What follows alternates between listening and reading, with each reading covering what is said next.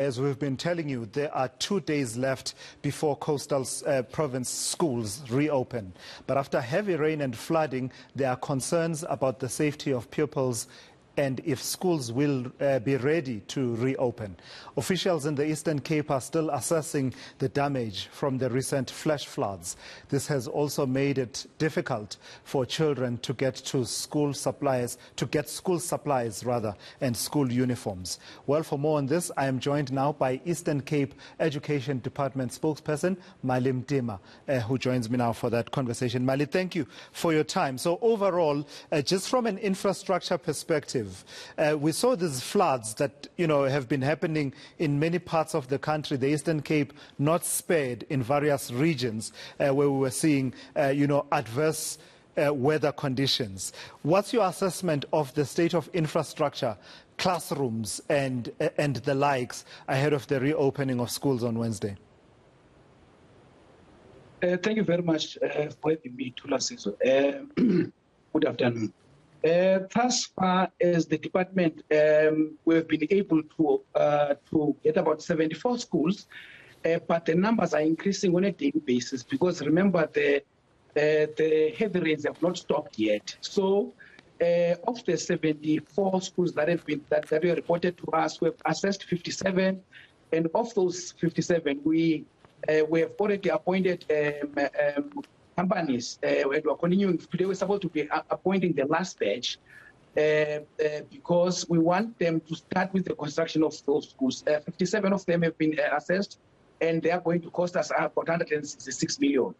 And we've made an arrangement with communities and municipalities to utilize their halls so that at the end of the day we are able, therefore, to make sure that the first day of schooling is not compromised.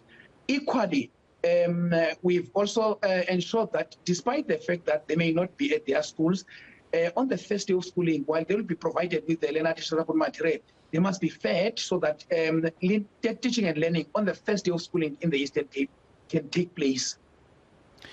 Sure. So you're saying just over 70 schools were reported to have suffered some kind of damage, and you've thus far assessed 57, and you gave the figure of how much it will cost. What's the extent of the damage being reported? I imagine that it must be extensive for you to be thinking about a contingency plan where some pupils will have to go to local community halls for them to continue with their classes.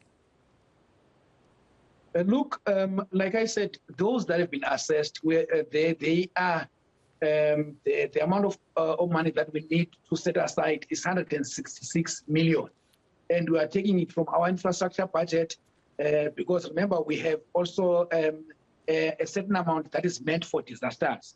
So we are utilizing that to ensure that no learner is or no school is left behind.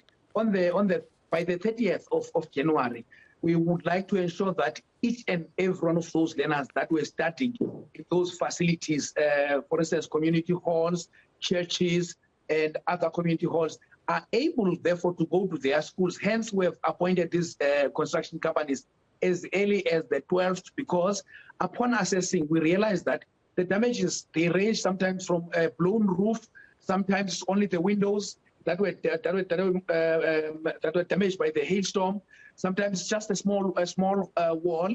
So we gave them an instruction that the due date for our construction is the last day of January. We can give them a grace, but it can't be more than a week, because we want to make sure that at least our facilities are ready on the first day of February. But for now, the contingency measures we are utilizing. We've spoken to the municipalities, like I've said, for their halls, churches, and communities, because primarily we don't want teaching time to be lost. Yeah, speaking of that, I know that your MEC is due to give an update at one point or another in the coming days about readiness overall. But as you raise that issue, because it's linked to contingency plans around infrastructure damage, are you able right here and now to give an undertaking that the plans that you are telling me about are actually in place, that, we will not have a situation where you say some pupils will go to a community hall and no one knows about this plan, and the pupils get to the community hall, there's no teacher ready to teach them at the community hall, the hall is locked because no one knew about it, they go to a church and the pastor knows nothing about this arrangement. That assurance that, realizing the seriousness of this situation of damage to infrastructure, you actually have made those arrangements and they will kick into gear come Wednesday? As early as last week, Monday, there was a meeting that was held here, and all district admission committees were sent, which is the people that are dealing with district admissions at the head office, were sent back to the districts, and they are reporting on a daily basis. They were not only looking at the issue of infrastructure and the placement. They were looking also at issues like your delivery of stationery, because remember, some of our schools didn't have facilities, so they were utilizing the district storage facility.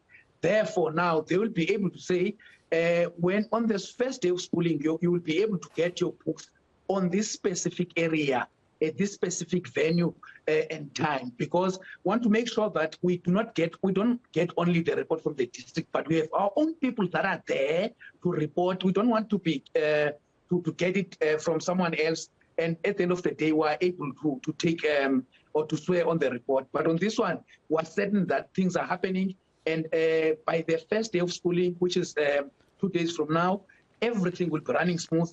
And where people are not certain where they are supposed to be, we've made lists that we've hanged on the circuits to ensure that people are able to check, where am I? Do I appear on this list of this area and or on that one?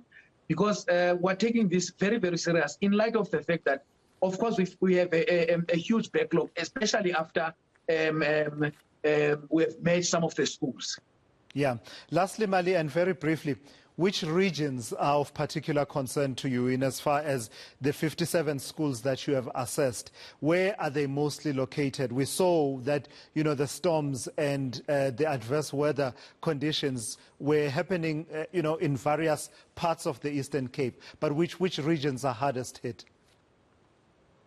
The west of regions is the western one.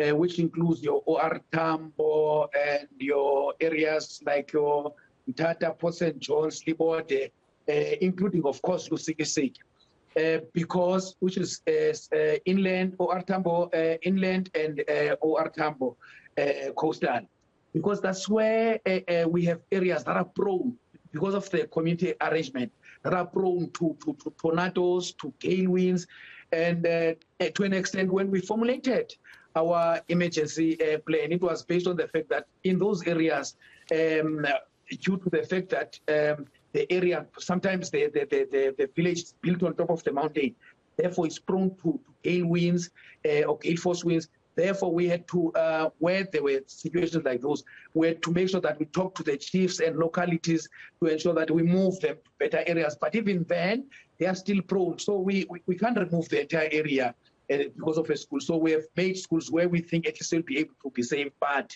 they are still prone to those. So it's the western region that has been hit west, especially your OR Tambo coastal and OR Tambo inland.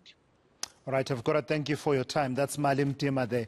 He speaks on behalf of the Department of Education in the Eastern Cape, giving us a sense of how things are looking in terms of readiness. Challenges abound, really, in the provinces, and Mali assuring us that arrangements are being made and that contingency plans are in place. So hopefully on Wednesday, no one will find themselves standing outside a church where the pastor knows nothing about children coming to learn there. Certainly the assurance from the department is that everything will kick into gear and will happen as planned.